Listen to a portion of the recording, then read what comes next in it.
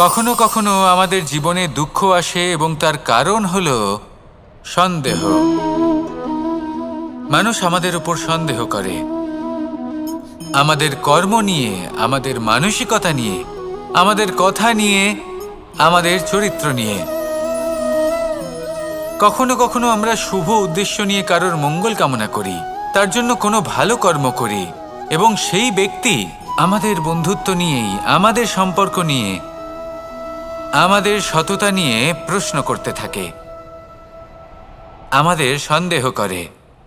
তখন আমাদের দুঃখ হয়, কিন্তু এটা হওয়া উচিত নয়। কারণ যখনই কোনো ব্যক্তি আপনাকে সন্দেহ করছে, তাতে আপনারই মূল্য বৃদ্ধি পাচ্ছে। এবার আপনি বলবেন, এ কি করে সম্ভব হতে পারে? একটা কথা বলুন, আপনি কখনো শুনেছেন যে কয়লার শুদ্ধতার পরিমাপ করা হচ্ছে? শোনেননি, কারণ এমনটা কখনো হয়ই না। শুদ্ধতার পরখ শুধুমাত্র সোনার ক্ষেত্রে করা হয়। শুধুই তার শুদ্ধতা নিয়ে সন্দেহ প্রকাশ করা হয়। এই সোনাকে পরখ করা হয়, আর যখন এই সোনা এই পরীক্ষায় উত্তীর্ণ হয়, তখন সেই সোনা কতটা মূল্যবান সেটা সংসার জানতে পারে। সেই রকমই এই সংসার আপনাকেও পরখ করবে। যখন আপনি এই পরীক্ষায় উত্তীর্ণ হবেন, তখন আপনার মূল্য কতটা অধিক সেটা এই সংসারও জানতে পারবে। সেই জন্য যখনই কেউ আপনার উপর সন্দেহ করবে, দুঃখ পাবেন না। শুধু এই কথাটার খেয়াল রাখবেন, আপনি কি উচিত পথে চলেছেন, উচিত কর্ম করছেন। সকলের প্রতি আপনার মনে যেন সদ্ভাবনা থাকে, এবং হ্যাঁ, আপনি যেন আমার সাথে ভালোবেসে বলেন, রাধা রাধা। আশা এবং বিশ্বাস মানুষের জীবনের দুই অমূল্য স্তম্ভ। এটাই হলো ঢাল এবং এটাই হলো অস্ত্র। এটাই আমাদের রক্ষা করে এবং এটাই আমাদের জীবনের পথ প্রশস্ত করে। কিন্তু ছোট একটা সমস্যা আছে।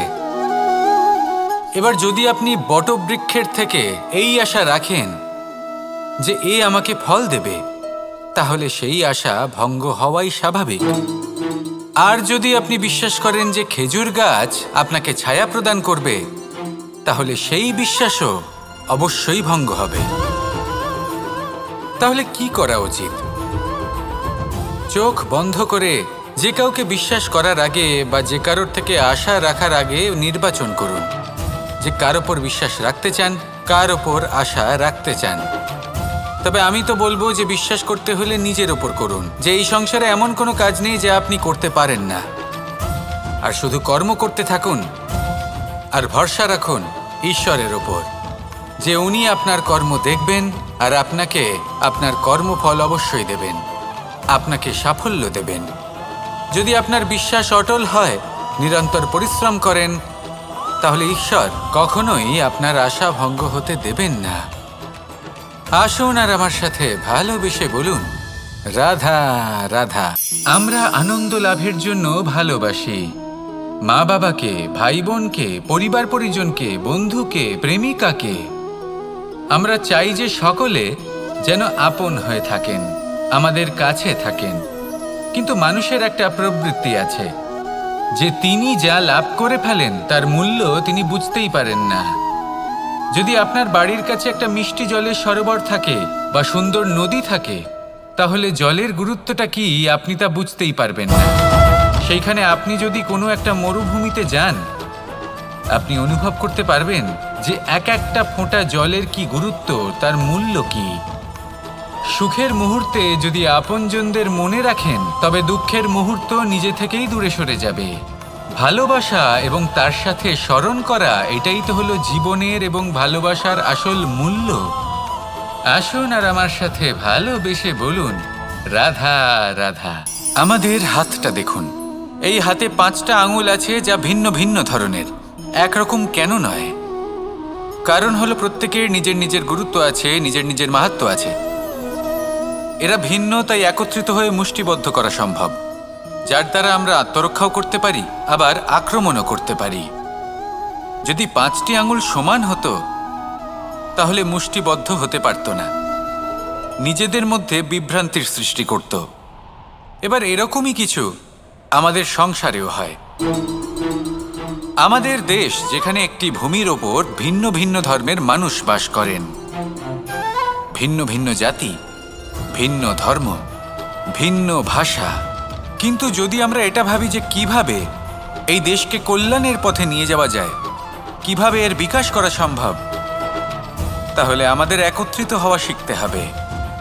যেইভাবে 5টা আঙুল একত্রিত হয়, মুষ্টিবদ্ধ হয়, সেইভাবেই আপনার যে ভাষাই হোক, যে ধর্মই হোক, যে জাতিই হোক না কেন, ঠিক আছে, আবশ্যক হলো আপনার নিজের কর্মভূমির সাথে, আপনার ধরিত্রীর সাথে যুক্ত থাকা, সাথে থাকা।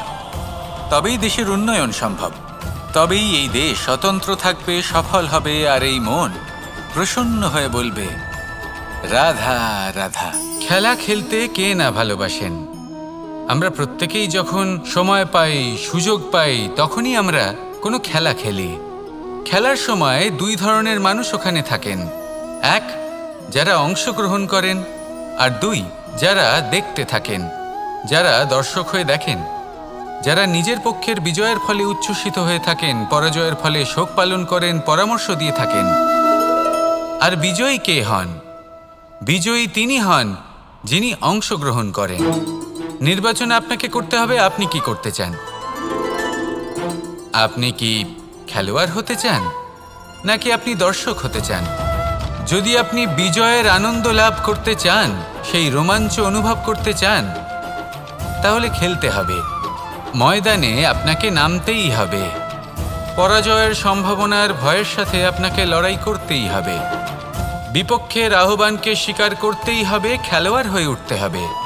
তবেই এই বিজয়ের সম্ভাবনা থাকবে।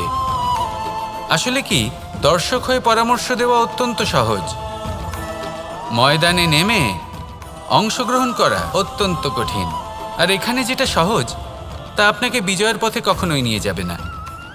আসুন আমার সাথে ভালোবেসে বলুন রাধা রাধা। এই সংসারে এমন কখনোই হবে না যে আপনি কিছু একটা করলেন কিন্তু তার মূল্য আপনাকে দিতেই হলো না। যে কোনো কাজের জন্য, যে কোনো কর্মের জন্য আপনাকে মূল্য দিতেই হবে। প্রকৃতিও আমাদের এটাই শেখায়। আকাশে দেখুন সূর্যকে, প্রত্যেকদিন আমাদের প্রকাশ প্রদান করেন। এনাকে সূর্যনারায়ণ বলা হয়। ইনি কি মূল্য প্রদান করেন? নিজে জ্বলতে থাকেন। ধরিত্রী মাতা, এই ভূমি, ইনি কি মূল্য প্রদান করেন? প্রহার সহ্য করেন। আমরা এই ধরিত্রীতে প্রহার করে মাটি খুঁড়ে তাতে বীজ বপন করি, তবেই আমরা অন্ন লাভ করি, তবেই ফসল পাই। জীবনে যদি আপনাকে সফল হতে হয়, সম্মান পেতে হয়, যশ পেতে হয়, তাহলে আপনাকে মূল্য দিতেই হবে। যদি আপনি সাফল্য লাভ করতে চান, তাহলে দিন রাত আপনাকে ত্যাগ করতে হবে, যেখানে সমগ্র সংসার সন্তোষ অনুভব করছে, আর আপনাকে করতে হচ্ছে পরিশ্রম। যদি আপনি সম্মান প্রাপ্ত করতে চান, তাহলে আপনাকে সেই সুখ ত্যাগ করতে হবে যা সবার কাছে রয়েছে। যদি আপনি যশ লাভ করতে চান, তাহলে নিজের অন্তরকে মেরে ফেলা আপনাকে শিখতে হবে, তবেই আপনি যশ লাভ করবেন। জীবনে শুধুমাত্র ধন মূল্যবান নয়, কিন্তু এই যে মূল্যের কথা আমি বলছি, সেটা যদি আপনি দিতে পারেন, তাহলে নিশ্চিত রূপে এটা আপনাকে আরো মূল্যবান করে তুলবে, নিশ্চিত রূপে গড়ে তুলবে। তাহলে এটাই করুন আর আমার সাথে ভালোবেসে বলুন রাধা রাধা। মানুষের শরীর থেকে যা কিছু নির্গত হয় সবই পচনশীল, তা থেকে দুর্গন্ধ বেরোয়, একটা ঘৃণাবোধ জন্ম নেয়। আমাদের রক্ত হোক, অবশিষ্ট হোক, ঘাম হোক, নিঃশ্বাস হোক, আবার এমনকি যখন আমরা মনুষ্য শরীর ত্যাগ করি, তারপরেও এই শরীরেও পচন ধরে, তার থেকে দুর্গন্ধ বেরোয়। কিন্তু বিষয়টা হলো, এটা আমাদের হাতেই নেই। তাহলে আমাদের হাতে কি রয়েছে? আমাদের কর্ম, আমাদের উদ্দেশ্য, আর আমাদের বাণী। যদি এইগুলো শুভ রাখেন, তাহলে শুধু নিজে সুগন্ধিত থাকবেন না, এই সমগ্র সংসারকে সুগন্ধিত করে তুলবেন। কথায় আছে যে বাণীর থেকে অধিক মূল্যবান আর কিছুই নেই। সেই জন্য যে কোনো কথা বলার আগে নিজের শব্দকে নিজের মনের তুলাদণ্ডে মেপে দেখুন, তারপরে তার প্রয়োগ করুন। কখনো কখনো এমনও হতে পারে যে আপনার কথা কারোর জীবনে আশীর্বাদ হয়ে দাঁড়ালো, যার দ্বারা হয়তো সে শক্তি এবং প্রসন্নতা লাভ করলো।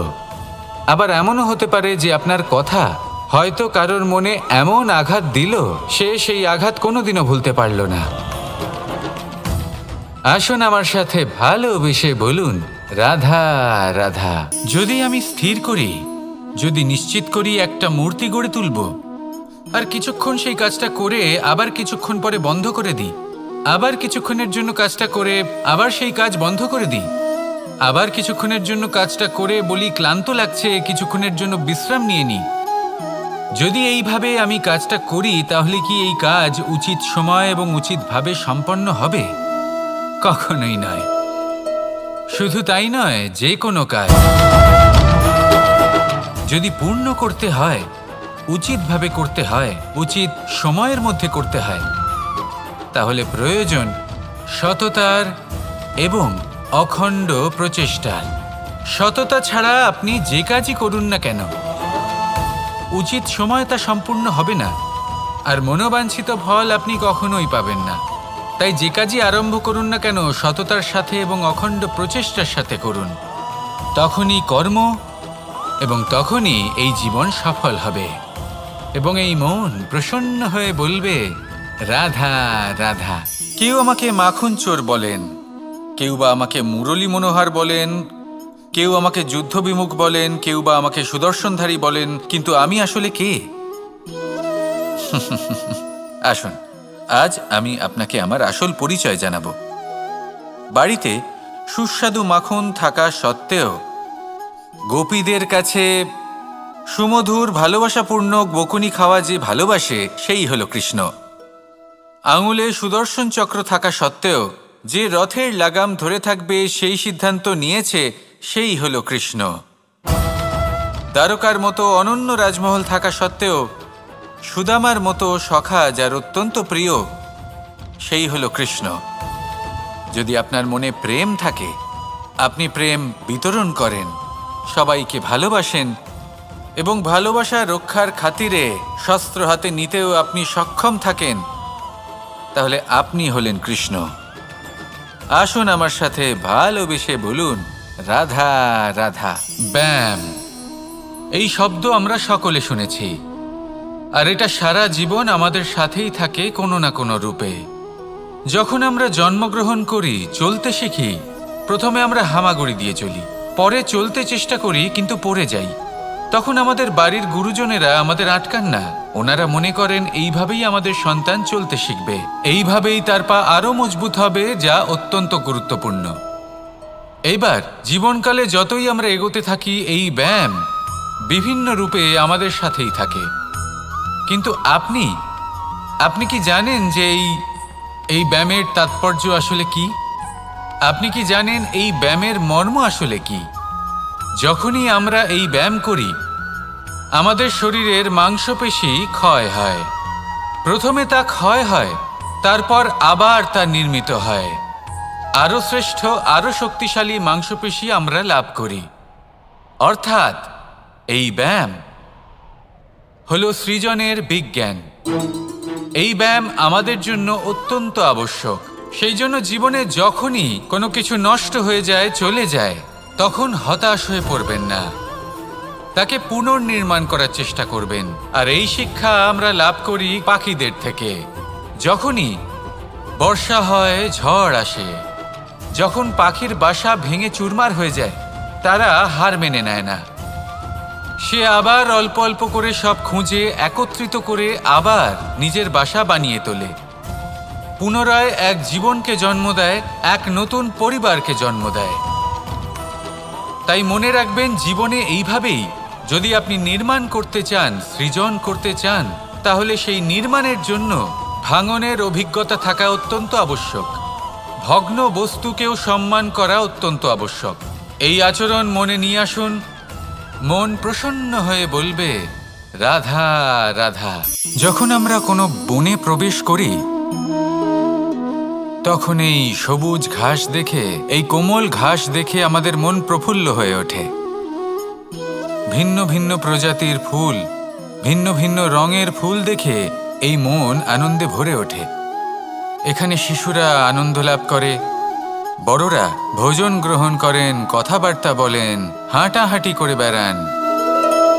এবার ভেবে দেখুন, যখন এই উপবনের নির্মাণ হয়েছিল সেই সময় যদি এই মাটিকে সঠিকভাবে খনন না করা হতো, যদি তাতে সঠিকভাবে বীজ রোপণ না করা হতো, যদি কোনো সংঘর্ষ না হতো, পরিশ্রম না করা হতো, যদি চলতে চলতে পায়ে কাঁটা না বিঁধে যেত, তাহলে এই সুন্দর বন দেখে আমরা কি এই আনন্দ লাভ করতে পারতাম? কখনোই নয়। ধরুন কোনো নদীর তটে সুন্দর একটি বন আছে, সেই বনের আনন্দ লাভ করতে গেলে আপনাকে সেই নদী পার করতেই হবে।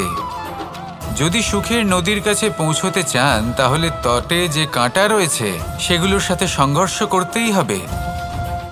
এই সংসারে যদি আপনি সুখ লাভ করতে চান, তাহলে সুখ লাভের এই যাত্রা শুরু করতে হবে সংঘর্ষ দ্বারা। তাহলে সংঘর্ষকে স্বাগত জানান, এর পেছনেই সুখ রয়েছে যা আপনার জন্য অপেক্ষা করছে। এবার হাসুন আর আমার সাথে ভালোবেসে বলুন, রাধা রাধা। এই সংসারের সব থেকে কঠোর ধাতুর মধ্যে একটি হলো লোহা। লোহা দিয়ে আমরা অনেক অস্ত্র শস্ত্র লাভ করি, অনেক বস্তুও লাভ করি। এবার এই লোহাকে কাটার জন্য, একে কোনো আকার দেওয়ার জন্য কি প্রয়োগ করতে হয়? লোহা। এবার এই কথাটা আমরা সকলেই জানি যে লোহার দ্বারাই লোহাকে কাটতে হয়। এবার এই কথা আমি আপনাকে কেন বলছি? এরপরে খুব বড় একটা প্রশ্ন আসে যা খুব বড় শিক্ষা দিয়ে যায়। এটা কেন হয় যে আমরা একটা লোহা দিয়ে একটা লোহাতে আঘাত করছি, কিন্তু যে লোহা দ্বারা আঘাত করছি তার আকার বদলাচ্ছে না, যার ওপর প্রহার করছি তার আকার বদলাচ্ছে? এতে পার্থক্যটা কোথায়? পার্থক্য হলো তাপমাত্রার। দেখুন, যে লোহাকে আমরা কাটতে চাই তার তাপমাত্রা বাড়াতে হয়, তাকে গরম করতে হয়। আর যে লোহা দ্বারা আমরা আঘাত করতে চলেছি সেই লোহা আমাদের ঠান্ডা রাখতে হয়। অর্থাৎ ঠান্ডা লোহা গরম লোহাকে কেটে দেয়। এবার এই শিক্ষা কি আমাদের জীবনে যথেষ্ট নয়? আমাদের জীবনে অনেক সমস্যা আসতে পারে, কিন্তু আমাদের এই বিষয়ে বিশেষ খেয়াল রাখতে হবে যে আমাদের মনকে আমরা যেন ঠান্ডা রাখি, এই মস্তিষ্ককে শান্ত রাখতে হবে। যদি আমরা ক্রোধ বা ঈর্ষার আগুনে জ্বলতে থাকি, বিদ্বেষের আগুনে জ্বলতে থাকি, তাহলে আমরাও সেই লোহার মতোই হয়ে যাব যার তাপমাত্রা অত্যন্ত বেশি। তখন যে কেউ এসে আমাদের বিচ্ছিন্ন করে চলে যাবে।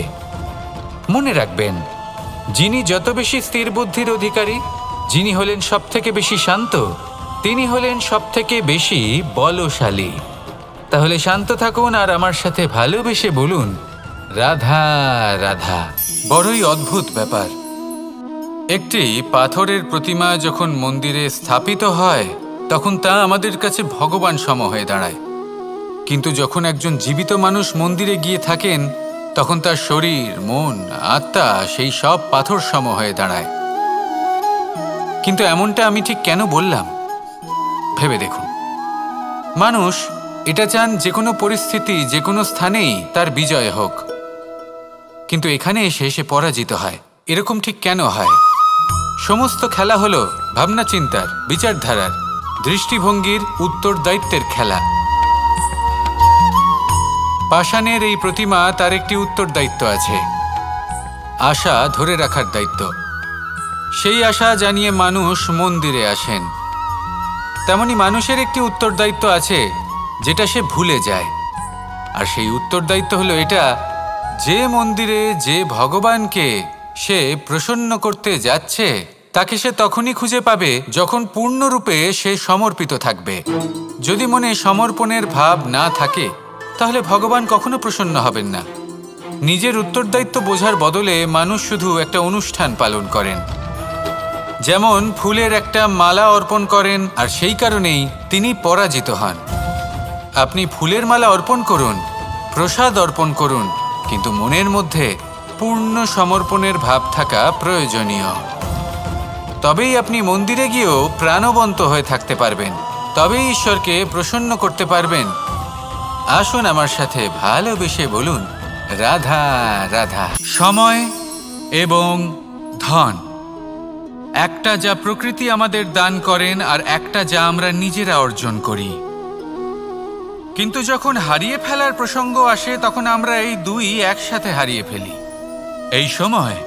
এই সময় যদি আপনি গুনতে থাকেন তাহলে তা এমনিও নষ্ট হয়ে যাবে, কারণ সময় গণনা করতে আপনি যে সময় ব্যতীত করেন তা তো এমনিই নষ্ট হয়ে যায়। এই সময়কে যদি আপনি একত্রিত করার চেষ্টা করেন তাহলে তা সম্ভব হবে না। সময়ের বিষয়ে শুধু একটাই কথা বলবো, আপনি যদি একে ব্যবহার করেন তাহলেই জীবনে বৃদ্ধি হবে। ধনের সাথেও এটাই হয়। কথায় আছে যে এই ধনের দ্বারাই ধন অর্জন করা সম্ভব। যদি আপনি এই ধনের যত্ন নেন এবং একে সামলে রাখেন তাহলে ধন আপনাকে সামলে রাখবে।